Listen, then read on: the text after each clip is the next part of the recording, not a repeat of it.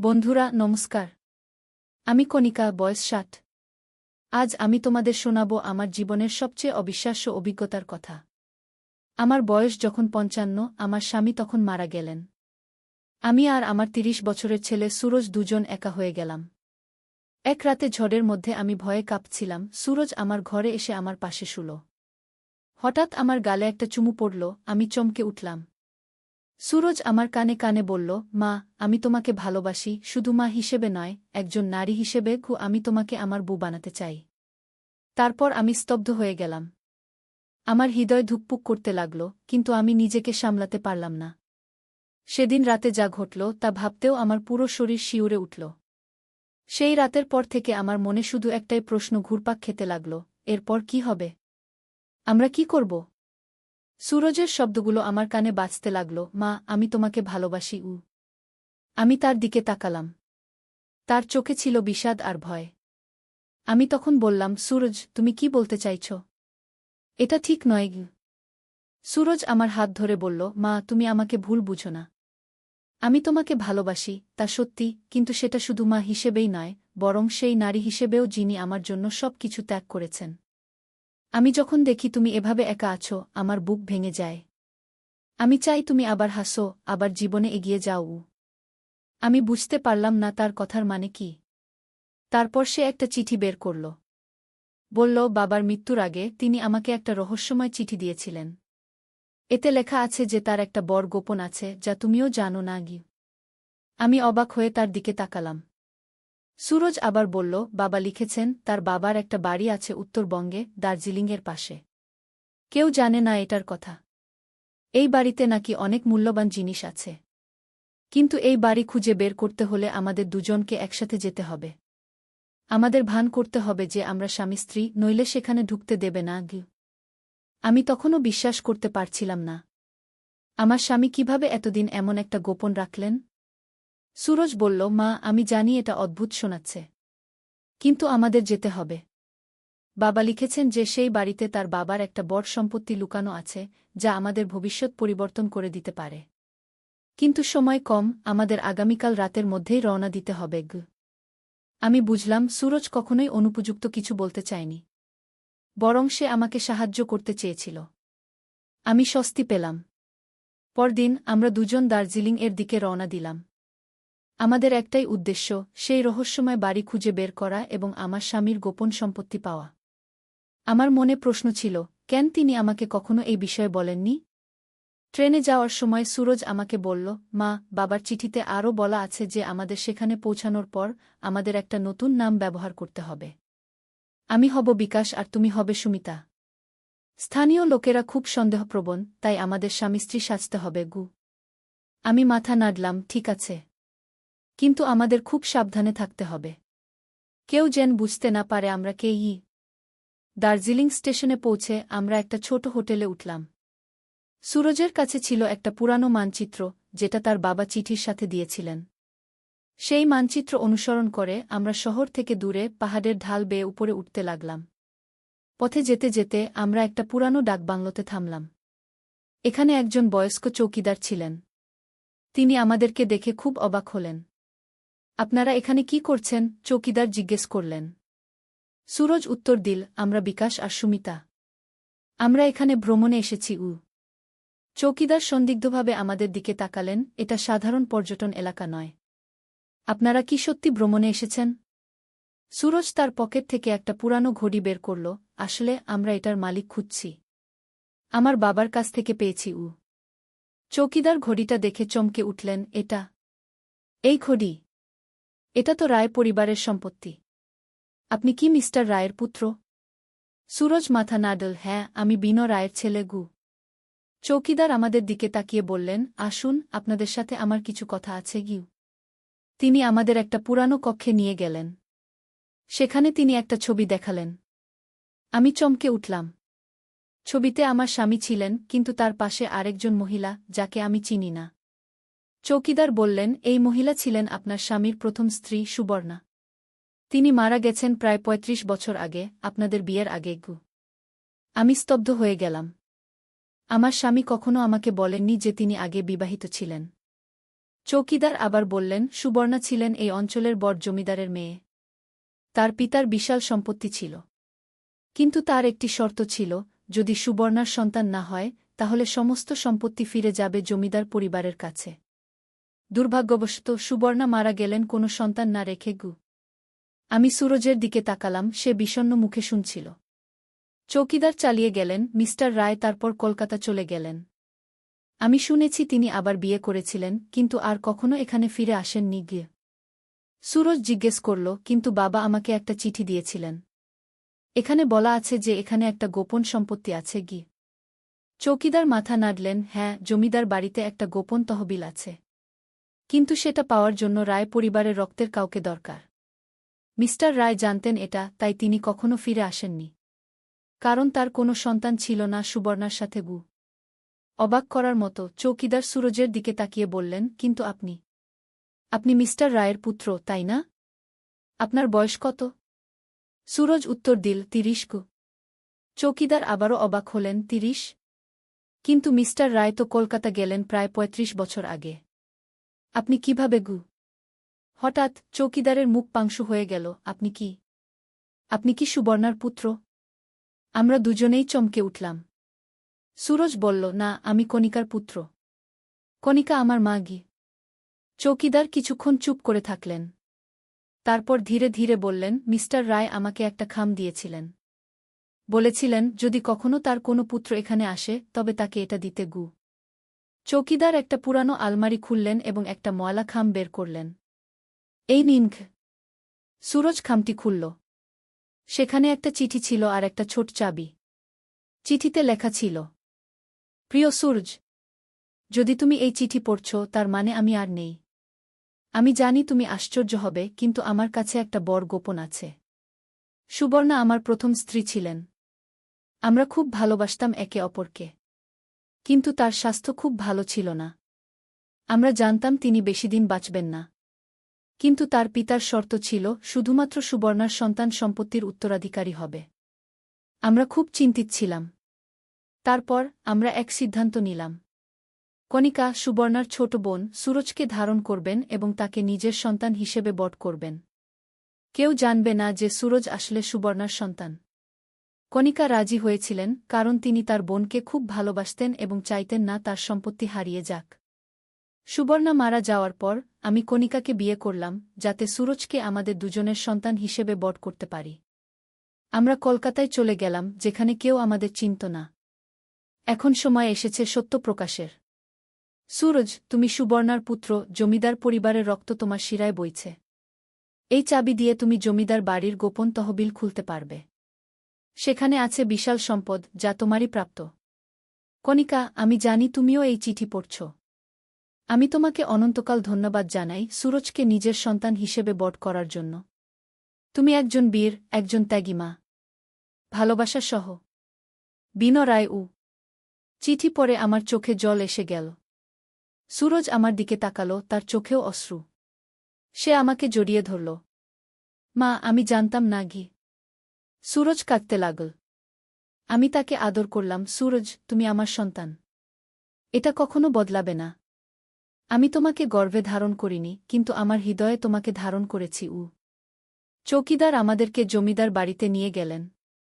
সেটা ছিল একটা বিশাল প্রাসাদের মতো, কিন্তু বছরের পর বছর পরিত্যক্ত অবস্থায় থাকায় অনেকটাই ভেঙে পড়েছিল। তিনি আমাদের একটা লাইব্রেরি রুমে নিয়ে গেলেন। সেখানে একটা বড় বইয়ের আলমারি ছিল। তিনি একটা বই সরালেন এবং পেছনে দেখা গেল একটা ছোট লোহার সিন্দুক। এটাই সেই তহবিল, চৌকিদার বললেন। সুরজ তার বাবার দেওয়া চাবি দিয়ে সিন্দুকটা খুলল। ভেতরে ছিল অনেক স্বর্ণালঙ্কার, হীরামানিক এবং একটা বড় খাম। খামটি খুলে আমরা দেখলাম সেটা ছিল জমিদার বাড়ির মালিকানার দলিল, সুবর্ণার নামে। এর সাথে ছিল আরেকটি চিঠি জমিদারের কাছ থেকে, যেখানে লেখা ছিল, যদি আমার নাতি কখনো ফিরে আসে তাহলে এই সম্পত্তি তার। সুরজ আমার দিকে তাকালো, মা, এই সম্পত্তি আমার। কিন্তু আমি এটা চাই না, যদি এর মানে হয় তোমাকে হারাতে হবে। আমি তাকে জড়িয়ে ধরলাম, সুরজ, তুমি কখনো আমাকে হারাবে না। আমি তোমার মা, চিরকাল। সেই দিন থেকে আমাদের জীবন বদলে গেল। সুরজ জমিদার বাড়ির মালিক হয়ে গেল। সে সেখানে একটা বড় স্কুল খুলল, গরিব বাচ্চাদের জন্য। আমাদের এখন নতুন পরিচয়, সুরজ রায়, জমিদার পরিবারের শেষ উত্তরাধিকারী, এবং আমি তার মা। এই অবিশ্বাস্য অভিজ্ঞতা আমাকে শিখিয়েছে যে ভালোবাসা কখনো রক্তের বন্ধনে সীমাবদ্ধ নয়। কখনো কখনো ভাগ্য আমাদের এমন পথে নিয়ে যায় যেখানে আমরা কখনো যেতে চাইনি। কিন্তু সেই পথের শেষে আমরা পাই অদ্ভুত সৌন্দর্য, একটা সত্য যা আমাদের জীবনকে অর্থপূর্ণ করে তোলে। আমার গল্প এখানেই শেষ। একজন মা হিসেবে আমার অভিজ্ঞতা, একটা রহস্যময় অতীত এবং একটা অপ্রত্যাশিত ভবিষ্যৎ। কিন্তু এই সব কিছুর মধ্যে একটা জিনিস অপরিবর্তিত রয়ে গেছে, আমার পুত্রের প্রতি আমার অসীম ভালোবাসা। অতিরিক্ত অংশ। আজ সুরজের বয়স 40। সে বিয়ে করেছে একজন সুন্দর মেয়েকে, অনামিকা। তাদের দুটো বাচ্চা আছে, একটা ছেলে আর একটা মেয়ে। ছেলের নাম বিনয়, তার দাদার নামে। আর মেয়ের নাম সুবর্ণা, তার প্রকৃত মায়ের নামে। দার্জিলিংয়ের জমিদার বাড়ি এখন একটা বড় সংগ্রহশালা, যেখানে রাখা আছে অনেক ঐতিহাসিক জিনিসপত্র। সুরজ এই বাড়ির একটা অংশ খুলে দিয়েছে পর্যটকদের জন্য, যাতে সবাই জমিদার পরিবারের ইতিহাস জানতে পারে। প্রতি বছর আমরা সবাই একবার সেখানে যাই সুবর্ণার জন্মদিনে। সেদিন আমরা তার সমাধিতে ফুল দিই এবং তাকে ধন্যবাদ জানাই তার ত্যাগের জন্য।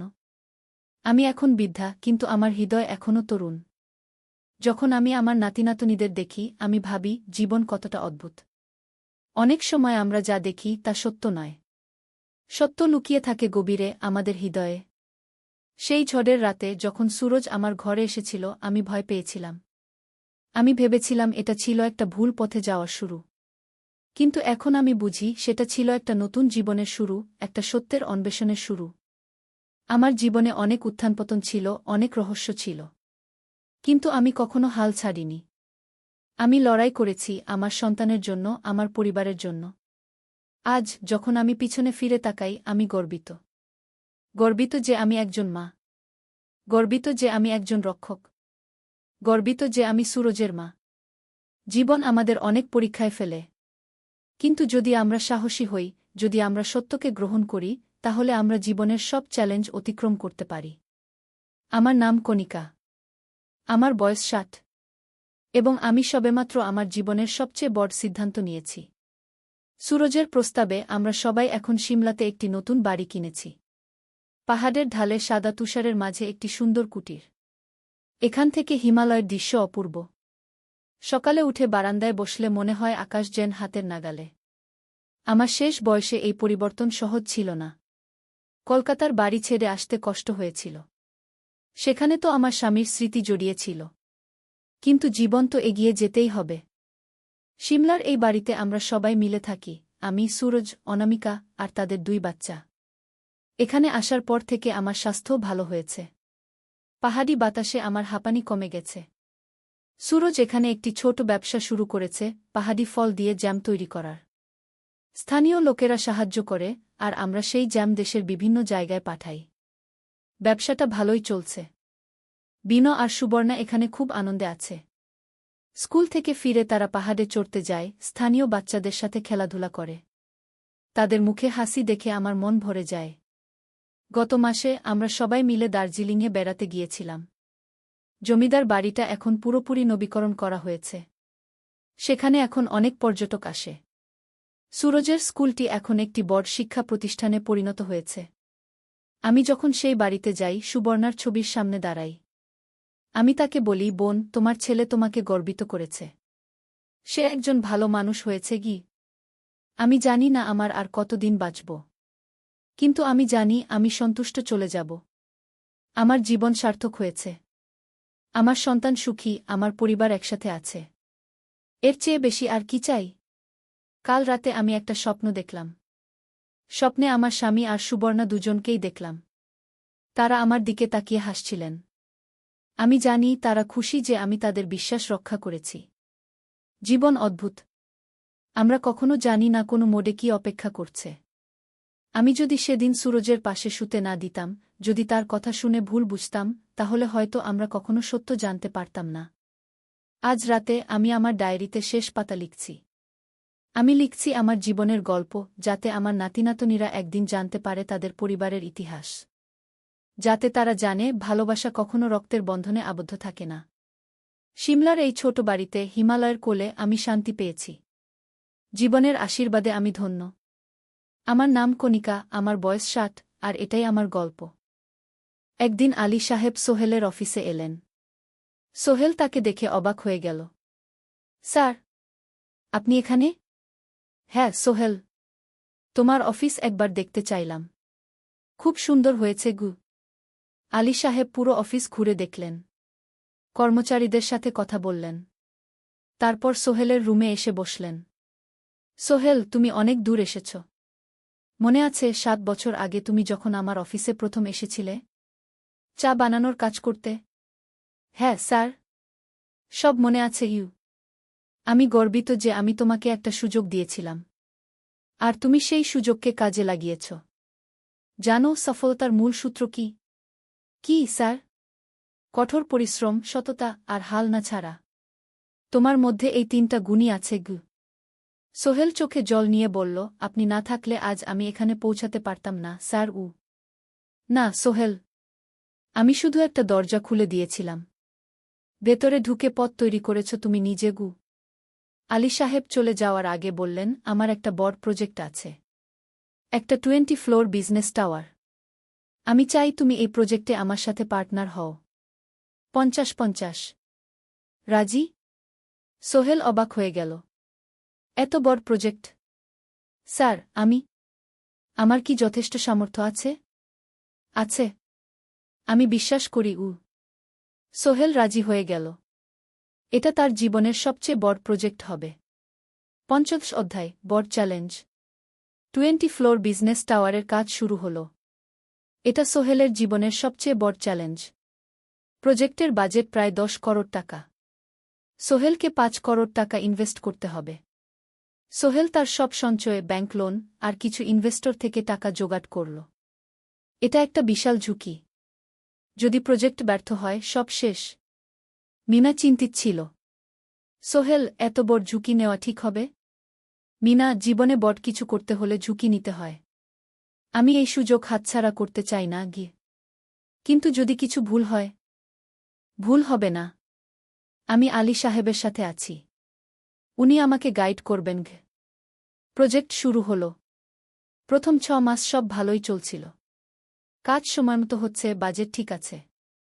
কিন্তু 7 মাসের মাথায় একটা বড় সমস্যা দেখা দিল। একজন প্রধান ইনভেস্টর হঠাৎ তার টাকা ফেরত চাইলেন। তিনি অন্য একটা জরুরি কাজে টাকা লাগবে বলে জানালেন। 1 করোড় টাকা ফেরত দিতে হবে। সোহেল বিপদে পড়ে গেল। 1 করোড় টাকা এখন কোথায় পাবে? প্রজেক্টে সব টাকা ঢেলে দিয়েছে। সে আলী সাহেবের সাথে কথা বলল। আলী সাহেব বললেন, চিন্তা করো না, আমি ব্যবস্থা করছি। কিন্তু আলী সাহেবও বড় একটা প্রজেক্টে আটকে আছেন। তার হাতে লিকুইড ক্যাশ নেই। সোহেল অন্য ব্যাংক থেকে লোন নেওয়ার চেষ্টা করল। কিন্তু ব্যাংক বলল, ইতিমধ্যে তার অনেক লোন আছে, নতুন লোন দিতে পারবে না। সোহেল রাতে ঘুমাতে পারছিল না। খাওয়া দাওয়া বন্ধ করে দিয়েছিল। মিনা তাকে দেখে খুব চিন্তিত হয়ে গেল। সোহেল, প্লিজ নিজেকে এভাবে শেষ করে ফেলো না। কোনো একটা রাস্তা বের হবেই কি। কিন্তু সোহেল কোনো রাস্তা দেখতে পাচ্ছিল না। ইনভেস্টর 15 দিন সময় দিয়েছে। 15 দিনের মধ্যে টাকা ফেরত না দিলে তিনি আইনি ব্যবস্থা নেবেন। 10 দিন কেটে গেল। সোহেল কোনো সমাধান খুঁজে পেল না। সে প্রায় হাল ছেড়ে দিয়েছিল। 11 দিনের দিন একটা অপ্রত্যাশিত ঘটনা ঘটল। জাহিদ ভাই, সোহেলের পুরনো সহকর্মী, তার অফিসে এলেন। জাহিদ ভাই এখন একটা রিয়েল এস্টেট কোম্পানিতে সিনিয়র ম্যানেজার। সোহেল, আমি তোমার সমস্যার কথা শুনেছি গু। হ্যাঁ ভাই, আমি বিপদে পড়েছি আমি তোমাকে সাহায্য করতে চাই। আমার কিছু সঞ্চয় আছে, 5 লাখ টাকা। তুমি নাও। সোহেল চোখে জল নিয়ে বলল, ভাই আমি কিছু বলার দরকার নেই। তুমি আমাকে অনেক কিছু শিখিয়েছ। তোমার কাছ থেকে পরিশ্রম আর সততা শিখেছি। এখন আমার পালা তোমাকে সাহায্য করার। জাহিদ ভাই চলে যাওয়ার পর আরও 2 জন এলো। একজন সোহেলের পুরনো ক্লায়েন্ট, আরেকজন তার কর্মচারী। 2 জন মিলে আরও 8 লাখ টাকা দিল। করিম মামা 20 লাখ টাকা ব্যবস্থা করলেন, তার কিছু বন্ধুদের কাছ থেকে ধার করে। মিনা তার সব গয়না বিক্রি করে 10 লাখ টাকা দিল। সবাই মিলে প্রায় 45 লাখ টাকা জোগাড় হল। বাকি ৬৫ লাখ টাকা সোহেল তার অফিসের সব অ্যাসেট বিক্রি করে আর একটা প্রাইভেট ফিন্যান্স কোম্পানি থেকে উচ্চ সুদে লোন নিয়ে ব্যবস্থা করল। ঠিক ১৪ দিনের দিন সোহেল ইনভেস্টরকে ১ করোড় টাকা ফেরত দিল। ইনভেস্টর টাকা নিয়ে চলে গেলেন। সোহেল তার অফিসে ফিরে এসে চেয়ারে বসে কাঁদল। এত চাপ, এত টেনশন, সব যেন একসাথে বের হয়ে এল। মিনা এসে তাকে জড়িয়ে ধরল। আমরা পেরেছি সোহেল, আমরা পেরেছি গু। ষোড়শ অধ্যায়, পুনরুদ্ধার। এই ঘটনার পর সোহেল আরও সাবধান হয়ে গেল। সে বুঝল ব্যবসায় শুধু সাহস নয়, বুদ্ধিও লাগে। ঝুঁকি নিতে হয়, কিন্তু হিসাব করে। প্রজেক্ট চলতে থাকল। এবার সোহেল আরও সতর্কতার সাথে সবকিছু পরিচালনা করল। প্রতিটা খরচ হিসাব করল, প্রতিটা সিদ্ধান্ত ভেবেচিন্তে নিল। আরও ১ বছর পর 20 ফ্লোর বিজনেস টাওয়ার সম্পন্ন হল। চমৎকার বিল্ডিং, শহরের অন্যতম সুন্দর ভবন। বিল্ডিংয়ের উদ্বোধন অনুষ্ঠানে শহরের মেয়র এলেন। অনেক ব্যবসায়ী, সাংবাদিক এল। সোহেলের নাম পত্রিকায় ছাপা হল। স্বপ্নের শহরে এক তরুণ উদ্যোক্তার সফলতার গল্পও। প্রজেক্ট থেকে সোহেলের লাভ হল প্রায় ২ করোড় টাকা। এই টাকা দিয়ে সে সব ঋণ শোধ করল। জাহিদ ভাইয়ের টাকা ফেরত দিল। করিম মামার ঋণ শোধ করল। যারা সাহায্য করেছিল সবাইকে টাকা ফেরত দিল। মিনার জন্য নতুন গয়না কিনল, আরও সুন্দর। তার মাকে গ্রামে একটা নতুন পাকা বাড়ি বানিয়ে দিল। মা কাঁদতে কাঁদতে বললেন, তোর বাবা বেঁচে থাকলে কত খুশি হতো। তুই আমার সব স্বপ্ন পূরণ করেছিস গে। সোহেল নিজেদের জন্য একটা ফ্ল্যাট কিনল। ৪ রুমের ফ্ল্যাট, সমুদ্রের কাছে। এখন আর ভাড়া বাড়িতে থাকতে হয় না। সপ্তদশ অধ্যায়, প্রতিদান। সোহেল এখন একজন প্রতিষ্ঠিত উদ্যোক্তা। কিন্তু সে তার শেখ ভোলেনি। যে গ্রাম থেকে সে এসেছে, যারা তাকে সাহায্য করেছে, কাউকেই ভোলেনি। সে তার গ্রামে একটা স্কুল বানিয়ে দিল। সোহেল ফাউন্ডেশন স্কুল কু গরিব ছেলেমেয়েরা ফ্রিতে পড়তে পারবে। ভালো শিক্ষক নিযোগ দিল। ভালো পড়াশোনার ব্যবস্থা করল। শহরে একটা ফ্রি মেডিকেল ক্লিনিক খুলল। গরিব মানুষরা ফ্রিতে চিকিৎসা পাবে। প্রতি বছর ১০ জন মেধাবী কিন্তু গরিব ছাত্রছাত্রীকে স্কলারশিপ দেওয়া শুরু করল। তারা বিনামূল্যে পড়াশোনা করতে পারবে। একদিন একটা টিভি চ্যানেল সোহেলের ইন্টারভিউ নিতে এল। আপনার সফলতার গোপন সূত্র কি? সোহেল একটু ভেবে বলল, কঠোর পরিশ্রম, সততা আর হাল না ছাড়া।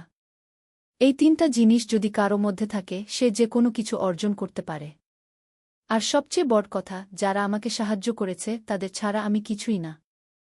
একা কেউ সফল হতে পারে না গি। আপনার পরবর্তী স্বপ্ন কি? আমি চাই আরও মানুষকে সাহায্য করতে। আমার মতো যারা গ্রাম থেকে শহরে আসে তাদের জন্য একটা ট্রেনিং সেন্টার খুলব। তারা সেখানে বিভিন্ন স্কিল শিখতে পারবে, চাকরি পাবে, নিজের পায়ে দাঁড়াতে পারবে গু। অষ্টাদশ অধ্যায়, নতুন প্রজন্ম। আরও ৫ বছর কেটে গেল। সোহেল এখন ৪৫ বছরের। তার মেয়ে সারা এখন ৯ বছরের। স্কুলে ক্লাস 4-এ পড়ে। খুব মেধাবী মেয়ে। একদিন সারা বাবাকে জিজ্ঞেস করল, বাবা, তুমি কিভাবে এত বড় হলে? আমার বন্ধুরা বলে তুমি একজন সফল মানুষ গো। সোহেল তাকে কোলে নিয়ে বসল। বাবা, তুমি জানো তোমার দাদু ছিলেন একজন স্কুল শিক্ষক। খুব সৎ মানুষ। কিন্তু আমরা গরিব ছিলাম। আমি রিকশা চালাতাম গো। রিকশা? সত্যি? হ্যাঁ। তারপর আমি এই শহরে এলাম।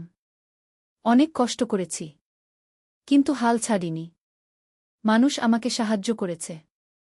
আর আমি কঠোর পরিশ্রম করেছি। বাবা, আমিও কি তোমার মতো হতে পারব? অবশ্যই পারবে বাবা।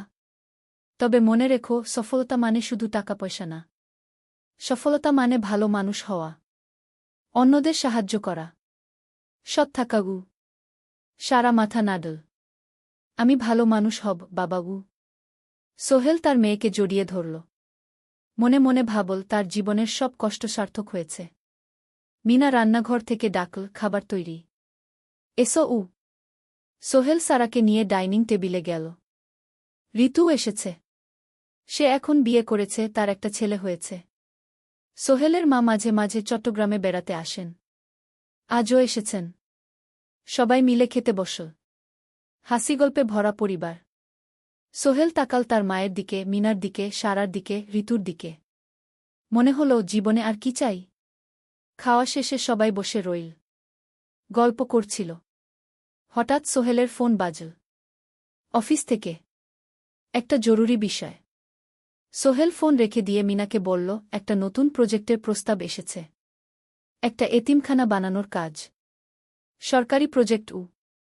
তুমি নেবে? অবশ্যই। এটা আমার স্বপ্নের প্রজেক্ট। যেসব বাচ্চাদের বাবা মা নেই তাদের জন্য একটা সুন্দর জায়গা। মিনা হাসল। তুমি কখনো বদলাও না। এখনো অন্যদের কথা ভাবো। এটাই তো জীবন মিনা। শুধু নিজের জন্য বাঁচলে কি হবে? 49 অধ্যায়, উত্তরাধিকার। 10 বছর আরও কেটে গেল। সোহেল এখন 55 বছরের। তার চুলে পাক ধরেছে। কিন্তু শক্তি এখনও আগের মতোই। সারা এখন 19 বছরের। সে বিশ্ববিদ্যালয়ে ইঞ্জিনিয়ারিং পড়ছে। সে চায় বাবার মতো কনস্ট্রাকশন ইন্ডাস্ট্রিতে কাজ করতে। একদিন সারা বাবাকে বলল, বাবা, আমি তোমার কোম্পানিতে কাজ করতে চাই। এখনও তো তোর পড়াশোনা বাকি। জানি। কিন্তু আমি এখন থেকেই শিখতে চাই। ছুটির দিনে তোমার সাথে সাইটে যেতে চাই। দেখতে চাই কিভাবে কাজ হয়। সোহেল খুশি হয়ে গেল। তার মেয়ে তার পথ অনুসরণ করতে চায়। ঠিক আছে। কিন্তু শর্ত হল, তোকে সবকিছু নিজ থেকে শিখতে হবে। কোনো স্পেশাল ট্রিটমেন্ট পাবি না। আমি তো তাই চাই, বাবাগু। সারা তার বাবার সাথে কাজ শিখতে শুরু করল। সে দেখল কিভাবে শ্রমিকরা কাজ করে, কিভাবে ম্যাটেরিয়াল বাছাই করতে হয়, কিভাবে একটা প্রজেক্ট ম্যানেজ করতে হয়। সোহেল তাকে কোনো সহজ পথ দিল না। সারাকেও সবার মতো কষ্ট করতে হল। সাইটে রোদে দাঁড়িয়ে থাকতে হল। শ্রমিকদের সাথে কথা বলতে হল। কিন্তু সারা হাল ছাড়ল না। সে তার বাবার মেয়ে। পরিশ্রম করতে জানে। 3 বছর পর সারা গ্রাজুয়েট হল। সে সোহেলের কোম্পানিতে জুনিয়র প্রজেক্ট ম্যানেজার হিসেবে যোগ দিল।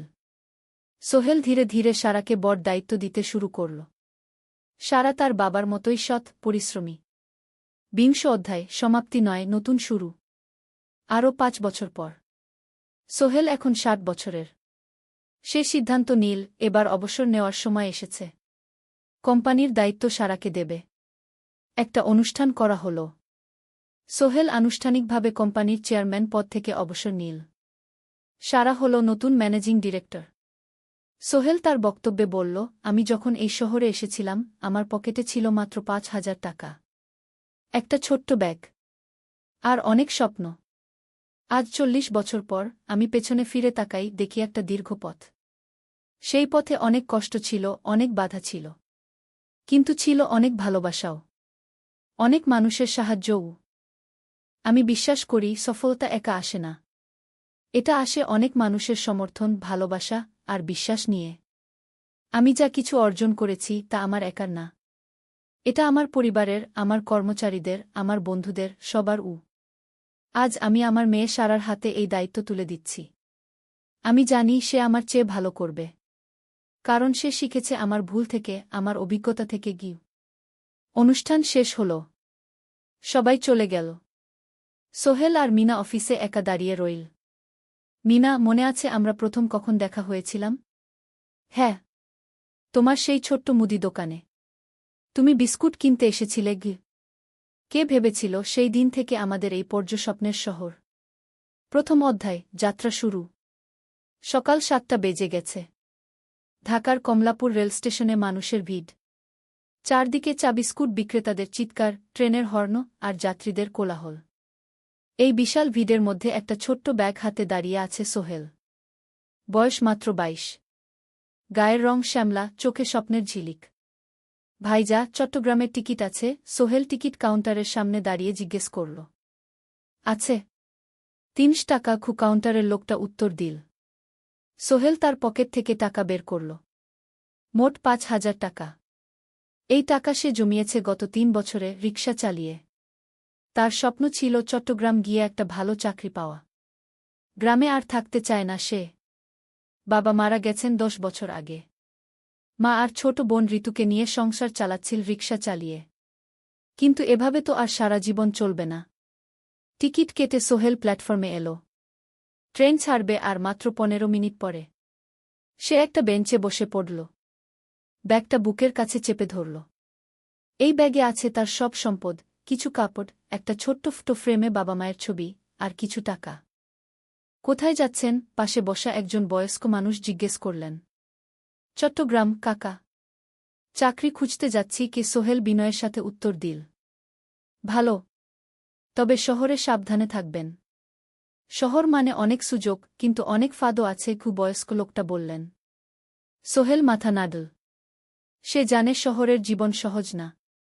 কিন্তু তার কোনো বিকল্প নেই। গ্রামে রিকশা চালিয়ে মাসে ৩,৫০০ টাকা আয় হতো। তার মধ্যে সংসার চালাতে হতো, বোনের স্কুলের খরচ দিতে হতো, মায়ের ওষুধের খরচ দিতে হতো। কিছুই বাঁচত না। আর এই জীবন থেকে বেরোনোর একটাই পথ, শহরে গিয়ে ভালো কাজ খুঁজে নেওয়া। সোহেল মনে মনে ভাবল তার বাবার কথা। বাবা ছিলেন একজন স্কুল শিক্ষক। খুব সৎ মানুষ ছিলেন। সবসময় বলতেন, সোহেল, তুই লেখাপড়া শিখে বড় মানুষ হবি। আমাদের পরিবারে আর কেউ বড় চাকরি করেনি।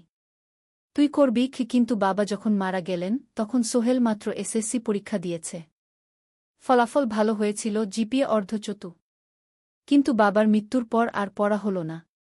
পরিবারের দায়িত্ব নিতে হল। ট্রেন ছাড়ল। সোহেল জানালার পাশে বসে বাইরে তাকাল।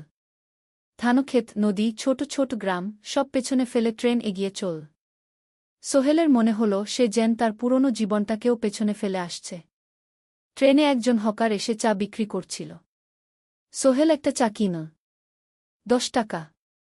চা খেতে খেতে সে ভাবছিল, চট্টগ্রাম পৌঁছে কি হবে? করিম মামা তাকে সাহায্য করবেন তো? চাকরি পাওয়া যাবে তো? করিম মামা আসলে সোহেলের খুব দূর সম্পর্কের মামা। সোহেলের দাদির বোনের ছেলে। অনেক বছর আগে গ্রাম ছেড়ে চট্টগ্রামে চলে গিয়েছিলেন। সেখানে একটা কনস্ট্রাকশন কোম্পানিতে কাজ করেন। বছরে একবার দুবার গ্রামে আসতেন। গত বছর যখন এসেছিলেন, তখন সোহেলের মাকে বলেছিলেন সোহেলকে চট্টগ্রাম পাঠান। আমি একটা কাজের ব্যবস্থা করে দেব। সেই কথাতেই ভরসা করে সোহেল আজ এই যাত্রা। দ্বিতীয় অধ্যায়, নতুন শহর। চট্টগ্রাম পৌঁছাতে প্রায় ৬ ঘণ্টা লেগে গেল। দুপুর ১টা বাজে। সোহেল স্টেশন থেকে বের হয়ে শহরের রাস্তায় দাঁড়াল। কি বিশাল শহর! এত গাড়ি, এত মানুষ। চারদিকে উঁচু উঁচু বিল্ডিং, দোকানপাট, মানুষের ভিড়। সোহেল কিছুক্ষণ দাঁড়িয়ে থাকল, সব কিছু দেখতে দেখতে। তার মনে হচ্ছিল সে যেন অন্য কোনো পৃথিবীতে এসে পড়েছে। তার পকেটে একটা ছোট্ট কাগজ আছে। সেখানে লেখা একটা ঠিকানা, করিম মিয়া, বাড়ি নং ২৩, রোড নং ৫, আগ্রাবাদ, চট্টগ্রামকে। সোহেল একটা রিকশা ডাকল। কত নেবেন আগ্রাবাদ যেতে? ৫০ টাকা গু। সোহেল রিকশায় উঠল। রাস্তার দুধারে দোকান, মার্কেট, অফিস, সব কিছু দেখতে দেখতে সে অবাক হয়ে গেল। এত বড় শহর! এত কিছু! গ্রামের সেই ছোট্ট বাজারের সাথে কোনো তুলনাই হয় না। প্রায় আধা ঘণ্টা পর রিকশা একটা পুরনো বাড়ির সামনে থামল। ৩ তলা বাড়ি, কিন্তু রং উঠে গেছে। সিঁড়ি দিয়ে উঠে ৩য় তলায় করিম মামার ফ্ল্যাটে নক করল। দরজা খুলল এক মধ্যবয়সী মহিলা। কে? আসসালামু আলাইকুম, আপা। আমি সোহেল। নোয়াখালীর গ্রাম থেকে এসেছি।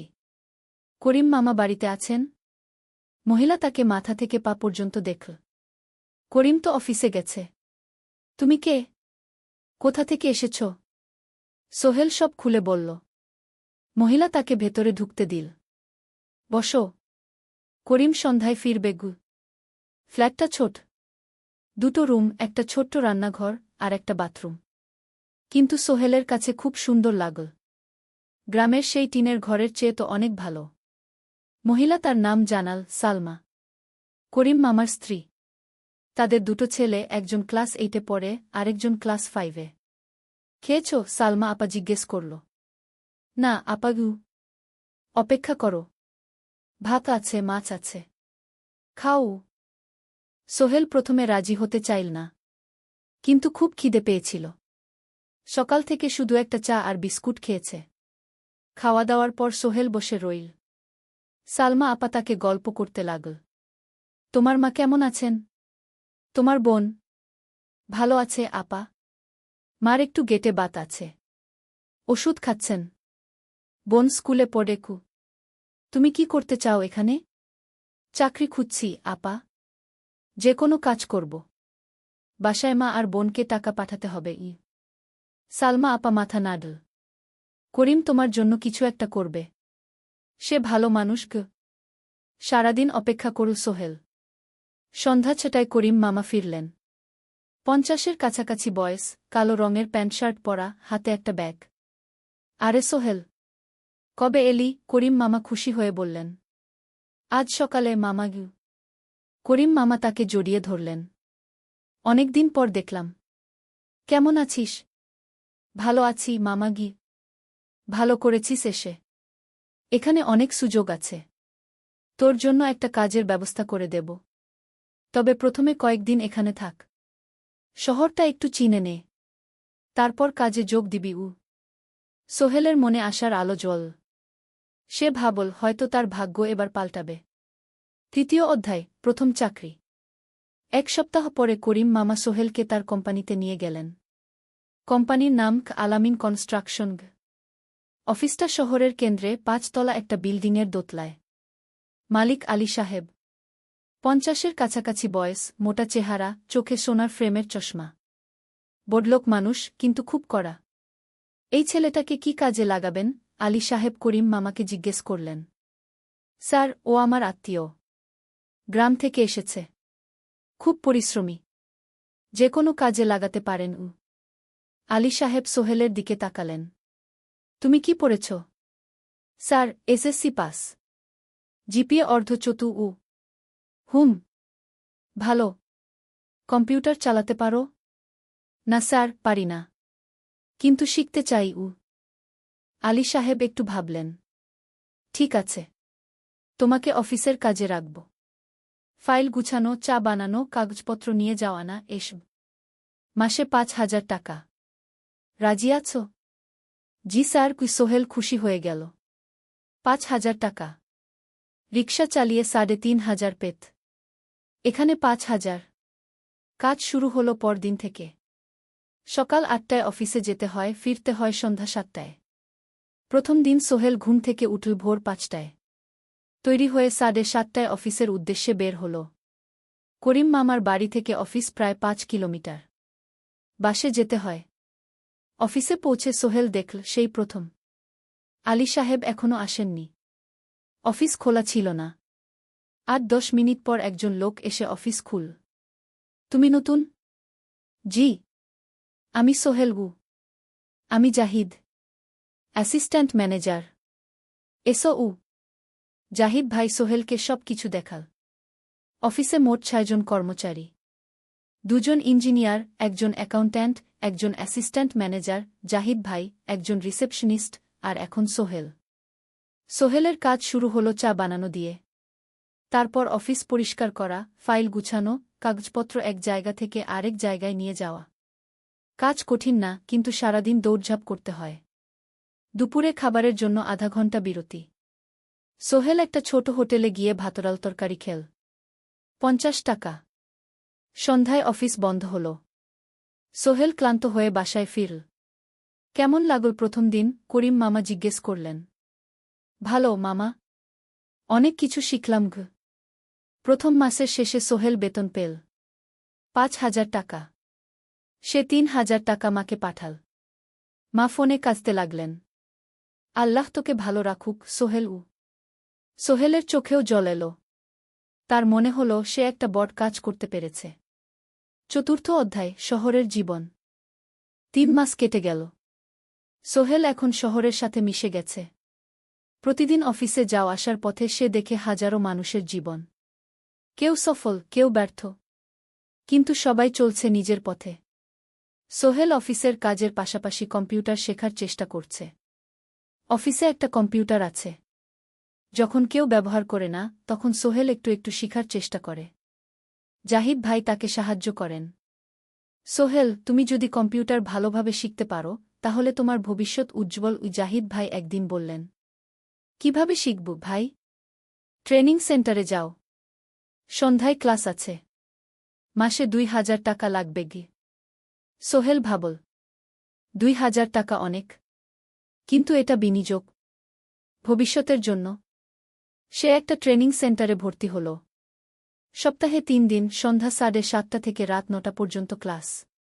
কম্পিউটারের basic MS word, excel, PowerPoint, internet ব্যবহার। একদিন অফিস থেকে ফেরার সময় সোহেল একটা দোকানে চা খেতে গেল। দোকানের পাশেই একটা ছোট্ট মুদি দোকান। সেখানে একটা মেয়ে বসে আছে। বয়স হবে 20-এর কাছাকাছি। সাদাসিধে চেহারা, সাদা শাড়ি পরা, কিন্তু চোখে এক ধরনের দৃঢ়তা। ভাইজা, এক প্যাকেট বিস্কুট দেন কি? সোহেল বলল। মেয়েটা বিস্কুট দিল। 20 টাকা। সোহেল টাকা দিয়ে যাচ্ছিল, হঠাৎ মেয়েটা বলল, আপনি নতুন এসেছেন এই এলাকায়, তাই না? হ্যাঁ। 3 মাস হল। কিভাবে বুঝলেন? আপনার চেহারা দেখেই বোঝা যায়। এখনও গ্রামের ছোঁয়া আছে। আর আপনি প্রতিদিন এই পথ দিয়ে যান। দেখেছি কি? মেয়েটা হাসল। সোহেলও হেসে ফেল। আপনি খুব পর্যবেক্ষক মনে হচ্ছে গি। জীবনে অনেক কিছু দেখেছি। তাই মানুষকে চিনতে শিখেছি গি। আপনার নাম? মিনা। এই দোকান আমার বাবার। উনি অসুস্থ, তাই আমি দেখছি গু। সেদিন থেকে সোহেল প্রায়ই সেই দোকানে যেতে শুরু করল। মিনার সাথে গল্প করত। ধীরে ধীরে তাদের মধ্যে একটা বন্ধুত্ব তৈরি হল। মিনাও তার জীবনের গল্প বলল। মিনার মা মারা গেছেন যখন সে মাত্র 7 বছরের। বাবা আব্দুল হামিদ একা হাতে মিনাকে বড় করেছেন। মুদি দোকান দিয়ে সংসার চালান। মিনা কলেজে পড়ে, অনার্স 2nd ইয়ার। সকালে কলেজে যায়, দুপুরে ফিরে এসে দোকান সামলায়। বাবার হার্টের সমস্যা আছে, তাই ভারী কাজ করতে পারেন না। তোমার স্বপ্ন কি? একদিন সোহেল জিজ্ঞেস করল। গ্র্যাজুয়েশন শেষ করে একটা ভালো চাকরি করব। তারপর বাবাকে ভালো চিকিৎসা করাব। তুমি? আমিও চাকরি করে পরিবারকে ভালোভাবে দেখভাল করতে চাই। মা আর বোনকে নিয়ে শহরে আনব একদিন গু। দুজনেই নিজেদের স্বপ্নের কথা বলতে গিয়ে বুঝল তাদের স্বপ্ন অনেকটা একই রকম। 5ম অধ্যায়, বিপদ। 6 মাস কেটে গেল। সোহেল এখন আলী সাহেবের খুব প্রিয় কর্মচারী। সে শুধু চা বিস্কুট দেওয়ার কাজই করে না, এখন কম্পিউটারেও কিছু কাজ শিখেছে। ছোটখাটো টাইপিং, ডেটা এন্ট্রি এসব করতে পারে। আলী সাহেব খুশি হয়ে তার বেতন বাড়িয়ে 8,000 টাকা করে দিয়েছেন। একদিন রাতে সোহেল অফিস থেকে ফিরছিল। সেদিন একটু দেরি হয়ে গেছে। রাত প্রায় 9টা। সাধারণত সোহেল সন্ধ্যা 7:30টায় ফিরে। কিন্তু সেদিন অফিসে একটা জরুরি কাজ ছিল। বাস থেকে নেমে সোহেল বাড়ির দিকে হাঁটছিল। হঠাৎ একটা অন্ধকার গলিতে 3 জন লোক তাকে ঘিরে ধরল। তাদের চেহারা দেখেই বোঝা যাচ্ছিল ভালো উদ্দেশ্য নিয়ে আসেনি। টাকা দে তাড়াতাড়ি, একজন বলল। তার হাতে একটা ছুরি। সোহেল ভয় পেয়ে গেল। ভাই, আমার কাছে খুব কম টাকা আছে গি। যা আছে দে। তাড়াতাড়ি করো। সোহেল কাঁপতে কাঁপতে তার পকেট থেকে 5 টাকা বের করে দিল। এই টাকা দিয়ে সে বাজার করবে ভেবেছিল। কিন্তু ছিনতাইকারীরা সন্তুষ্ট হল না। শুধু 5 টাকা? তোর ব্যাগে কি আছে? তারা সোহেলের ব্যাগ কেড়ে নিল। ব্যাগে ছিল তার মোবাইল, কম্পিউটার ট্রেনিং সেন্টারের সার্টিফিকেট আর কিছু গুরুত্বপূর্ণ কাগজপত্র। না ভাই, ব্যাগটা ফেরত দেন। ওতে আমার জরুরি জিনিস আছে। মোবাইল নিয়ে নেন, কিন্তু ব্যাগটা দেন গু। কিন্তু ওরা শুনল না। একজন সোহেলকে জোরে ধাক্কা দিল। সোহেল পড়ে গেল। মাথা রাস্তার কংক্রিটে ধাক্কা লেগে গেল। রক্ত বের হল। 3 জন দৌড়ে পালিয়ে গেল। কিছুক্ষণ সোহেল অজ্ঞান হয়ে পড়ে রইল। তারপর ধীরে ধীরে জ্ঞান ফিরল। মাথায় প্রচণ্ড ব্যথা। সে উঠে দাঁড়ানোর চেষ্টা করল, কিন্তু মাথা ঘুরছিল। কোনোমতে একটা দেয়াল ধরে দাঁড়াল। একজন পথচারী তাকে দেখে থামল। কি হয়েছে ভাই? ছিনতাই হয়েছে গি? এসো, আমি তোমাকে হাসপাতালে নিয়ে যাই। কিন্তু সোহেল রাজি হল না। না, ঠিক আছি। বাড়ি যেতে পারব। সে কোনোমতে করিম মামার বাড়িতে পৌঁছাল। দরজা খুলেই সালমা আপা চিৎকার করে উঠলেন। ও আল্লাহ! কি হয়েছে? করিম মামা দৌড়ে এলেন।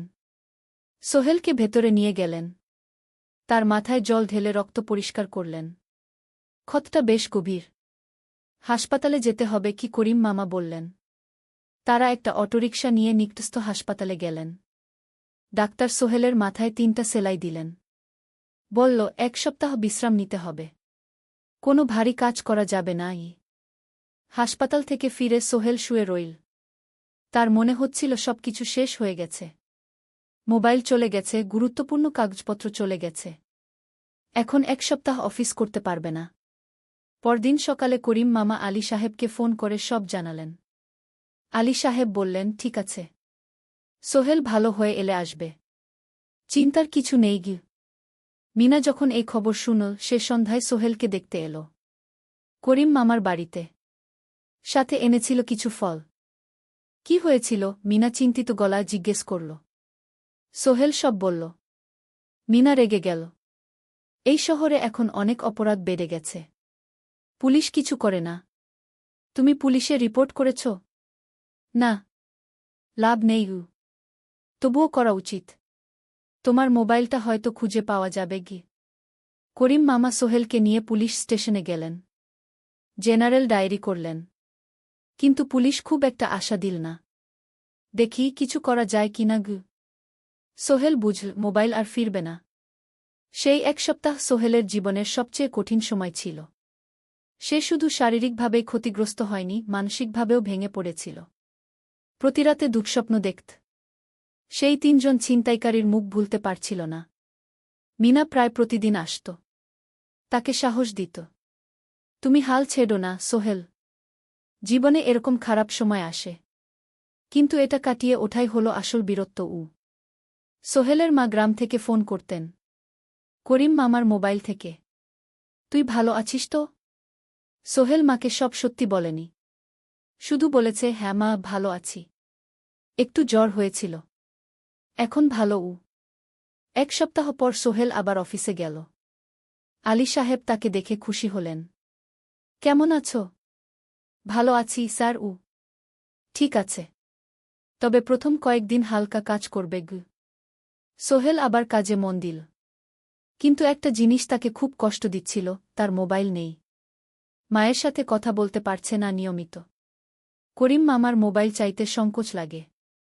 একদিন জাহিদ ভাই তাকে ডাকলেন। সোহেল, আমার একটা পুরনো মোবাইল আছে। তুমি ব্যবহার করো? না ভাই, আমি নাও। আমার কাজে লাগছে না। তুমি রাখো গু। সোহেল কৃতজ্ঞতায় প্রায় কেঁদে ফেল। ধন্যবাদ ভাই। মোবাইল পেয়ে সোহেল প্রথমেই মাকে ফোন করল। মা খুব খুশি হলেন। এতদিন ফোন করিসনি কেন? মা, মোবাইলটা নষ্ট হয়ে গিয়েছিল। নতুন নিয়েছি। মায়ের গলায় স্বস্তি ফুটে উঠল। 6ষ্ঠ অধ্যায়, নতুন সুযোগ। আরও 3 মাস কেটে গেল। সোহেল পুরোপুরি সুস্থ হয়ে গেছে। তার জীবন আবার স্বাভাবিক হয়ে এসেছে। সে এখন কম্পিউটার ট্রেনিং শেষ করেছে। সার্টিফিকেট পেয়েছে। কিন্তু একটা ঘটনা তার জীবনে বড় পরিবর্তন নিয়ে এলো। একদিন সকালে আলী সাহেব তাকে ডাকলেন। সোহেল, বসো। সোহেল বসল। মনে একটু ভয় লাগছিল। আলী সাহেব কি তাকে বকবেন? সোহেল, তুমি তো এখন কম্পিউটার চালাতে পারো? জি স্যার, একটু একটু শিখেছি। ভালো। আমি তোমার কাজ দেখছি। তুমি খুব পরিশ্রমী আর সৎ। আমাদের কোম্পানিতে এরকম মানুষের দরকার গু। সোহেল কিছু বুঝতে পারছিল না। আমি তোমাকে একটা সুযোগ দিতে চাই। আমাদের কোম্পানি একটা ট্রেনিং প্রোগ্রাম চালু করছে নতুন কর্মচারীদের জন্য। 6 মাসের কোর্স। কম্পিউটার অ্যাকাউন্টিং, ভবন নির্মাণের হিসাব নিকাশ, প্রজেক্ট ম্যানেজমেন্ট সব শিখবে। কোম্পানি সব খরচ দেবে। ট্রেনিংয়ের সময় তোমার বেতনও চলবে। রাজি আছো? সোহেল বিশ্বাস করতে পারছিল না। স্যার, সত্যি? আমাকে এত বড় সুযোগ দিচ্ছেন? হ্যাঁ। তুমি ভালো ছেলে, পরিশ্রমী। আমি তোমাকে এগিয়ে দিতে চাই। ভবিষ্যতে তুমি এই কোম্পানির একজন গুরুত্বপূর্ণ কর্মচারী হবে।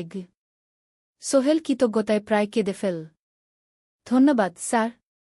আমি কঠোর পরিশ্রম করব। আমি জানি। সেদিন সন্ধ্যায় সোহেল মিনার দোকানে গেল। মিনাকে খবরটা দিল।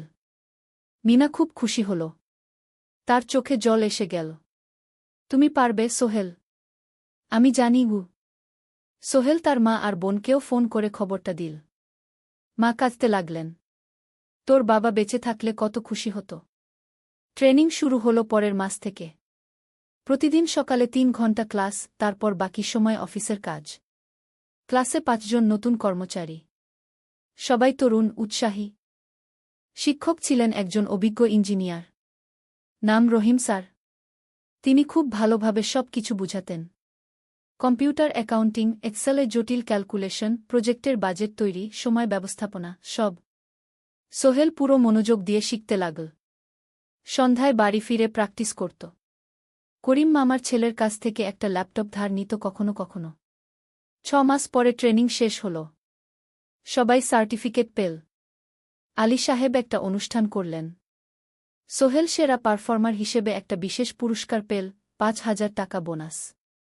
আলী সাহেব ঘোষণা করলেন, সোহেল, আজ থেকে তুমি আমাদের জুনিয়র অ্যাকাউন্ট অ্যাসিস্ট্যান্ট। তোমার বেতন 15,000 টাকা গু। সোহেল অবাক হয়ে গেল। 8,000 থেকে 15,000, প্রায় দ্বিগুণ। সেদিন রাতে সোহেল ঘুমাতেই পারল না। খুশিতে, উত্তেজনায় তার চোখে ঘুম নেই। সে ভাবল তার জীবন কিভাবে বদলে যাচ্ছে। 2 বছর আগে যে রিকশা চালাত, আজ সে একটা নামকরা কোম্পানির অ্যাকাউন্ট অ্যাসিস্ট্যান্ট। 7ম অধ্যায়, প্রেম ও প্রস্তাব। 1.5 বছর হয়ে গেল সোহেলের চট্টগ্রাম আসার। সে এখন একজন সফল যুবক। তার মা গ্রামে খুব খুশি। প্রতি মাসে সোহেল 10,000 টাকা পাঠায়। ছোট বোন ঋতু এখন কলেজে ভর্তি হয়েছে সোহেলের পাঠানো টাকায়। মায়ের চিকিৎসাও ভালোভাবে হচ্ছে। মিনার সাথে সোহেলের সম্পর্ক এখন আর শুধু বন্ধুত্ব নয়। দুজন দুজনকে ভালোবাসে। কিন্তু কেউ কাউকে সরাসরি বলার সাহস পায়নি। প্রতিদিন দেখা হয়, গল্প হয়, কিন্তু সেই একটা কথা বলা হয়ে ওঠে না। একদিন শুক্রবার ছুটির দিন। সোহেল মিনাকে বলল, আজ কি একটু ঘুরতে যাবে? কোথায়? পতেঙ্গা বিচ। তুমি কি কখনো গেছ? না। কিন্তু আমার দোকান গু। শুক্রবার। তোমার বাবা সামলাবে গু। মিনা রাজি হয়ে গেল।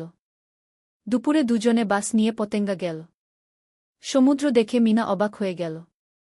কি সুন্দর! দুজনে বালিতে বসল। ঢেউয়ের শব্দ শুনতে শুনতে গল্প করছিল। হঠাৎ সোহেল বলল, মিনা, তোমার সাথে কিছু বলার ছিল। বলো। সোহেল একটা লম্বা শ্বাস নিল। তুমি জানো, আমি তোমাকে ভালোবাসি। মিনা হাসল। তার চোখ ভিজে গেল। জানি। আমিও তোমাকে ভালোবাসি, সোহেল গু। সোহেল অবাক হয়ে গেল। সত্যি? হ্যাঁ। অনেকদিন ধরেই জানি। তুমি আমার জীবনে এসে সব কিছু বদলে দিয়েছ। তোমার সাথে থাকলে আমার মনে হয় আমি যে কোনো কিছু করতে পারব গু। দুজনে কিছুক্ষণ চুপ করে বসে রইল। সমুদ্রের ঢেউ এসে পায়ে লাগছিল। সূর্য পশ্চিমে ঢলে পড়ছে। আকাশ লালকুমলা হয়ে গেছে। কিন্তু আমার বাবার সাথে কথা বলতে হবে কি? মিনা বলল। আমি তৈরি। যখন বলবে তখন বলবো। পরের সপ্তাহে সোহেল মিনার বাবার সাথে কথা বলল। আব্দুল হামিদ সাহেব প্রথমে একটু দ্বিধা করলেন। তুমি কোনো পরিবারের ছেলে? তোমার বাবা কি করতেন? সোহেল সব সত্যি বলল। তার বাবা ছিলেন স্কুল শিক্ষক। মারা গেছেন 10 বছর আগে। মা গ্রামে থাকেন। ছোট বোন কলেজে পড়ে। তুমি নিজে কি করো? আমি আলামিন কনস্ট্রাকশন কোম্পানিতে জুনিয়র অ্যাকাউন্ট অ্যাসিস্ট্যান্ট। মাসে 15,000 টাকা বেতন। আব্দুল হামিদ সাহেব ভাবলেন। তারপর বললেন, দেখো, মিনা আমার একমাত্র সন্তান। তার মা নেই। আমি একা তাকে বড় করেছি। আমি চাই মিনা একজন ভালো ছেলের সাথে বিয়ে হোক। তুমি দেখতে ভালো ছেলে মনে হচ্ছে। কিন্তু আমাকে তোমার মায়ের সাথে দেখা করতে হবে। তোমার পরিবারকে জানতে হবে। জি আঙ্কেল। আমি ব্যবস্থা করছি। সোহেল খুশিতে আটখানা। সে সেদিন রাতেই তার মাকে ফোন করল। মাকে সব বলল। মা প্রথমে অবাক হলেন। তারপর খুশি হলেন। মিনা মেয়েটা কেমন? খুব ভালো, মা। তুমি দেখলে পছন্দ করবে। ঠিক আছে। আমি আর ঋতু আসছি চট্টগ্রাম। 2 সপ্তাহ পর সোহেলের মা আর বোন চট্টগ্রাম এলো। সোহেল তাদের নিয়ে মিনার বাড়িতে গেল। 2 পরিবার একসাথে বসল। মিনার বাবা সোহেলের মাকে দেখে খুশি হলেন। সোহেলের মা সহজ সরল ভদ্রমহিলা। আপনার ছেলে খুব ভালো। মিনা তাকে পছন্দ করে। আমিও রাজি। আব্দুল হামিদ সাহেব বললেন। আমার সোহেল সৎ ছেলে। মিনাকে খুব ভালোবাসে। আমি জানি ও মিনাকে সুখে রাখবে। কি সোহেলের মা বললেন। বিয়ের তারিখ ঠিক হল। 3 মাস পর। এই 3 মাসে সোহেল যথেষ্ট টাকা জমাবে। বিয়ে হবে সাদামাটা কিন্তু সুন্দর। 8ম অধ্যায়, নতুন পথ। 3 মাস কেটে গেল দ্রুত। সোহেল প্রতিদিন কঠোর পরিশ্রম করছিল। অফিসে তার কাজের প্রশংসা হচ্ছে। আলী সাহেব তাকে এখন ছোটখাটো প্রজেক্টের হিসাব দেখতে দিচ্ছেন। সোহেল তার সঞ্চিত টাকা দিয়ে বিয়ের আয়োজন করল। বিয়ে হল মিনার বাড়ির কাছের একটা কমিউনিটি সেন্টারে। খুব বেশি লোক আসেনি। 2 পরিবারের আত্মীয় স্বজন আর অফিসের কয়েকজন সহকর্মী। কিন্তু অনুষ্ঠান ছিল খুব সুন্দর। সোহেল যখন মিনাকে বিয়ের পোশাকে দেখল, তার মনে হল পৃথিবীর সবচেয়ে সুন্দর মেয়ে সে। লাল শাড়ি পরা, মুখে হালকা মেকআপ, কিন্তু তার স্বাভাবিক সৌন্দর্য ছিল আসল। বিয়ের পর সোহেল একটা ছোট্ট ফ্ল্যাট ভাড়া নিল। 2 রুমের ফ্ল্যাট, মাসে ভাড়া 5,000 টাকা। মিনা এখনও তার পড়াশোনা চালিয়ে যাচ্ছে। আরও 1 বছর বাকি গ্র্যাজুয়েশন শেষ হতে। সোহেলের মা আর বোন গ্রামে ফিরে গেল। মা বলে গেলেন, সোহেল, মিনাকে ভালো রাখিস। মেয়েরা অনেক ত্যাগ করে সংসার করতে গু। জানি মা গু। নতুন জীবন শুরু হল। সোহেল সকালে অফিসে যায়, সন্ধ্যায় ফেরে। মিনা সকালে কলেজে যায়, দুপুরে ফিরে রান্না করে, ঘর গোছায়। সন্ধ্যায় দুজনে একসাথে বসে পড়াশোনা করে, গল্প করে, টিভি দেখে। জীবন সুন্দর ছিল। কিন্তু চ্যালেঞ্জও ছিল। মাসিক খরচ, ভাড়া 5,000, বাজার 3,000, বিদ্যুৎ গ্যাস 1,000, মায়ের জন্য 5,000, মিনার কলেজের খরচ 1,000-2,000। মোট প্রায় 14,000 টাকা। বাঁচত মাত্র 1,000 খানেক। কিন্তু সোহেল হাল ছাড়ল না। সে সন্ধ্যায় একটা কম্পিউটার ট্রেনিং সেন্টারে পার্ট টাইম পড়ানো শুরু করল। সপ্তাহে 3 দিন 2 ঘন্টা করে। এতে মাসে আরও 3,000 টাকা আসতে লাগল। মিনাও বসে থাকল না। সে বাড়িতে বসে কয়েকজন স্কুলের ছাত্রছাত্রীকে টিউশন পড়াতে শুরু করল। মাসে 2,000 টাকা আয়।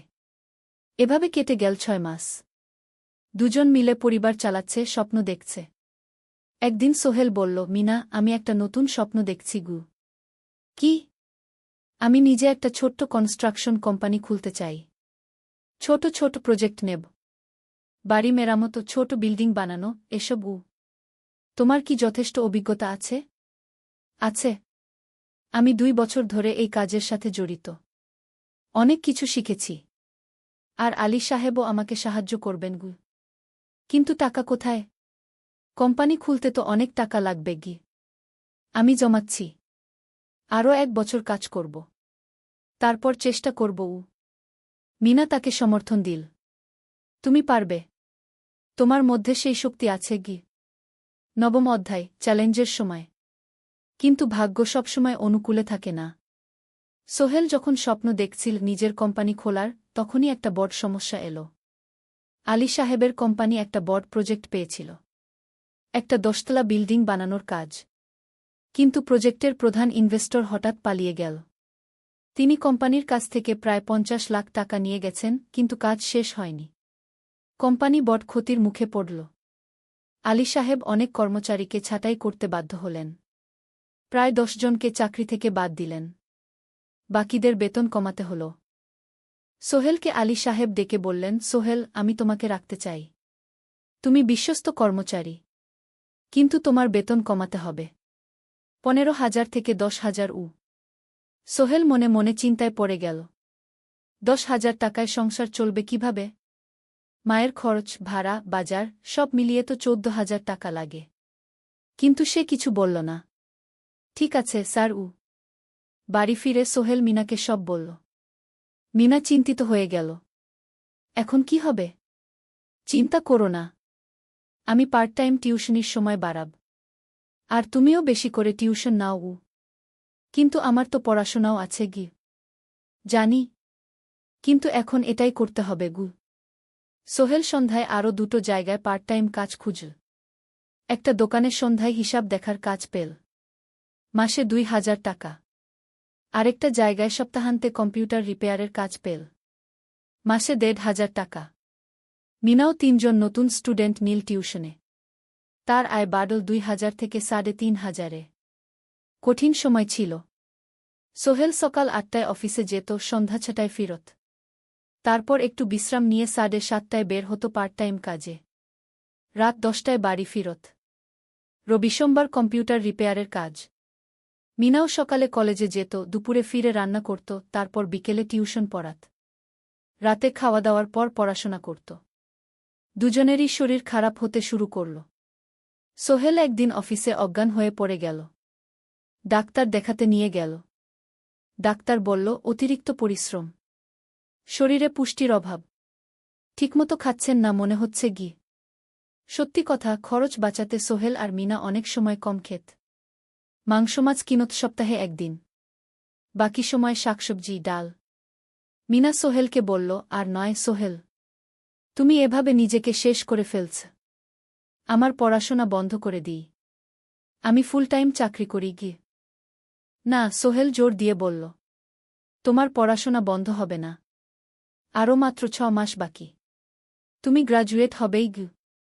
কিন্তু তুমি আমি ঠিক হয়ে যাব, চিন্তা করো না গে। কিন্তু পরিস্থিতি আরও খারাপ হলো যখন সোহেলের মায়ের অসুখ হল।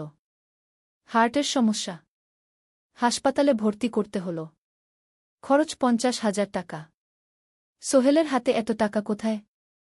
সে করিম মামার কাছে ধার চাইল। করিম মামা 20,000 টাকা দিলেন।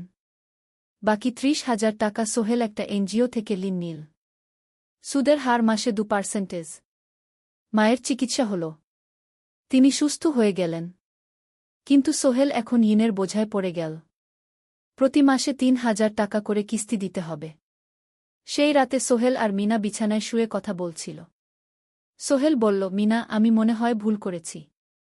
শহরে এসে বিয়ে করে তোমাকে কষ্টে ফেলেছি গু। মিনা তার হাত ধরল। না সোহেল, তুমি ভুল করনি। জীবনে এরকম খারাপ সময় আসে, কিন্তু এটা কাটিয়ে ওঠাই হলো আসল শক্তি। আমরা একসাথে আছি, একসাথে থাকব, সব কিছু ঠিক হয়ে যাবে। মিনার কথায় সোহেল একটু সাহস পেল। হ্যাঁ, হাল ছাড়া যাবে না। 10ম অধ্যায়, আলোর দিকে। 3 মাস পরে পরিস্থিতি একটু ভালো হতে শুরু করল। আলী সাহেবের কোম্পানি একটা নতুন প্রজেক্ট পেল, একটা স্কুল বিল্ডিং বানানোর কাজ। কোম্পানি আবার স্থিতিশীল হতে শুরু করল। আলী সাহেব সোহেলকে ডেকে বললেন, সোহেল, আমি তোমার কঠোর পরিশ্রম দেখেছি। খারাপ সময়েও তুমি কোম্পানি ছেড়ে যাওনি। আমি কৃতজ্ঞ। আজ থেকে তোমার বেতন আবার 15,000 টাকা গু। সোহেল খুশি হয়ে গেল। ধন্যবাদ স্যার। মিনাও গ্র্যাজুয়েশন শেষ করল, ভালো ফলাফল করল। সে এখন চাকরি খুঁজছে। একদিন মিনা একটা প্রাইভেট স্কুলে শিক্ষিকার ইন্টারভিউ দিতে গেল। ইন্টারভিউ ভালো হল, তাকে নিযোগ দেওয়া হল। বেতন 12,000 টাকা। সেদিন সন্ধ্যায় দুজনে মিলে একটা ছোট্ট পার্টি করল। একটা বিরিয়ানি কিন, কোমল পানীয় কিন। দুজনে মিলে খেল। আমরা পেরেছি সোহেল, মিনা বলল।